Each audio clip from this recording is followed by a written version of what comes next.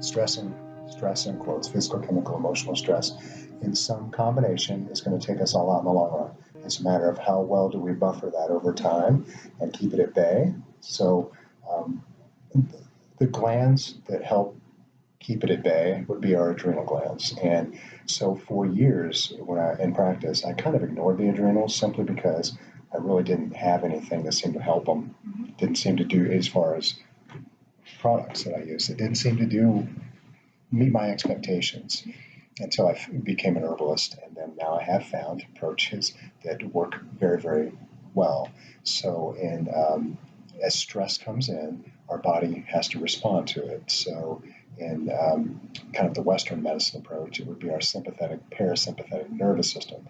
And sympathetic nervous system, when it kicks in and is geared up, it's that fight or flight mechanism. But when it's geared up, this side comes down, which is parasympathetic. Parasympathetic mode is where you heal. And that's the mode, the calm mode that you need to be in. You digest, you heal, you restore, you rest.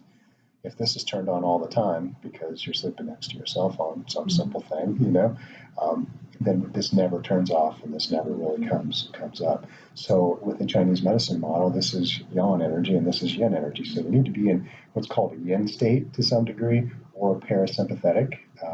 It should definitely happen at night when you go to sleep. And for a lot of us, it doesn't happen.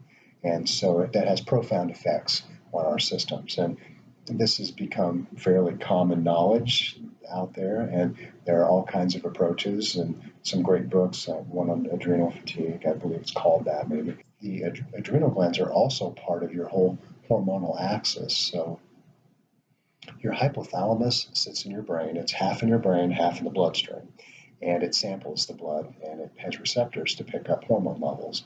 It gets that information and it feeds it down to your pituitary gland a little further down in your brain. And the pituitary decides to talk either to your thyroid or your adrenals or your ovaries, the testicles, and then sends messages to say, make this or don't make that.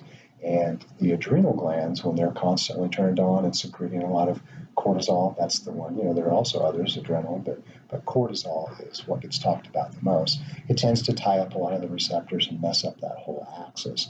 Well, if you're a female and you're trying to have a normal cycle, or you're trying to get pregnant, that can mess up that whole cycle. So that's where the stress component comes in to basically affect pretty much everything. The digestive system shuts down because of that sympathetic dominance all the time.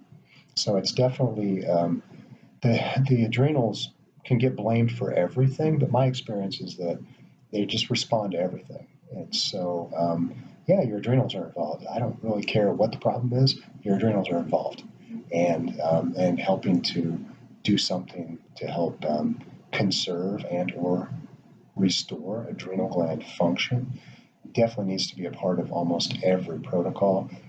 Forget the multiple vitamin, beyond something that's an adrenal tonic of some sort over time, and that's been part of what I do. So when I'm working with patients, my technique allows me to what I call more shoot with a rifle instead of a shotgun. So I consider multiple vitamin to be a little bit more of a shotgun approach, and that's okay. But in my practice, when I'm building protocols to help people get through a process, I tend to look at it more narrow, and we're going to help this, improve the energy, move on to this, and then kick you out because you're done. And so just throwing a shotgun at it hasn't used the